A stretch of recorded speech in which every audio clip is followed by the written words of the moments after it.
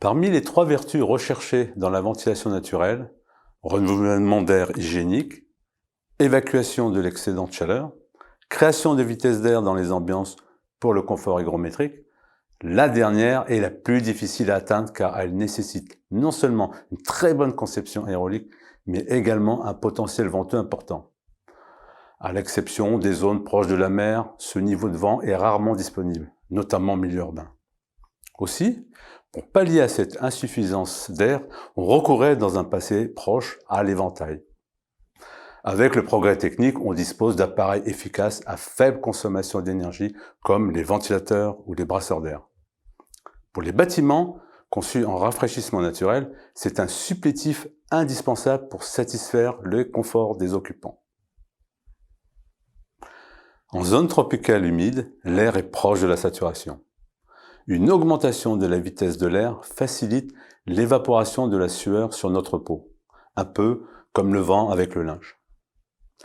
L'effet ressenti par les occupants est l'équivalent de 4 degrés pour une vitesse de l'ordre de 1 mètre par seconde. Notons, ce ressenti n'est effectif que si la conception bioclimatique a permis d'abaisser la surchauffe à moins de 2 degrés, c'est-à-dire des niveaux de température d'ambiance dépassant pas 31 degrés. Le ressenti des occupants est alors de moins de 27 degrés. En revanche, si la conception thermique du bâtiment est mauvaise, avec des maxima de température beaucoup plus élevés, le brasseur d'air ne sera perçu que comme un pis-aller. Pour installer des brasseurs d'air, une contrainte majeure s'impose.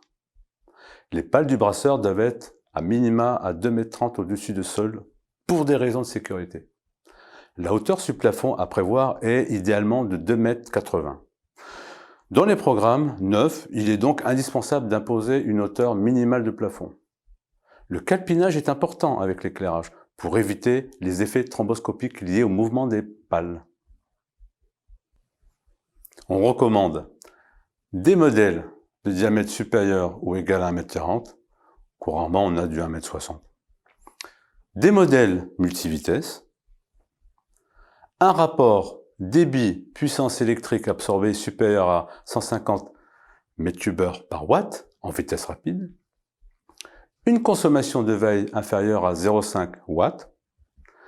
Une puissance absorbée maximum de 50 à 80 watts par brasseur d'air.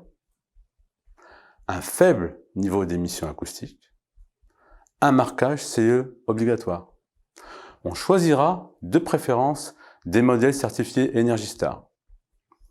La nouvelle génération de brasseurs d'air à courant continu réalise un gap important d'économie d'énergie avec des puissances unitaires très faibles de 20 à 30 watts et des très hautes performances jusqu'à 580 m3 par watt.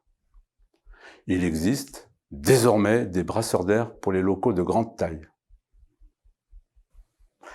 La commande est souvent source de dysfonctionnement et de mécontentement.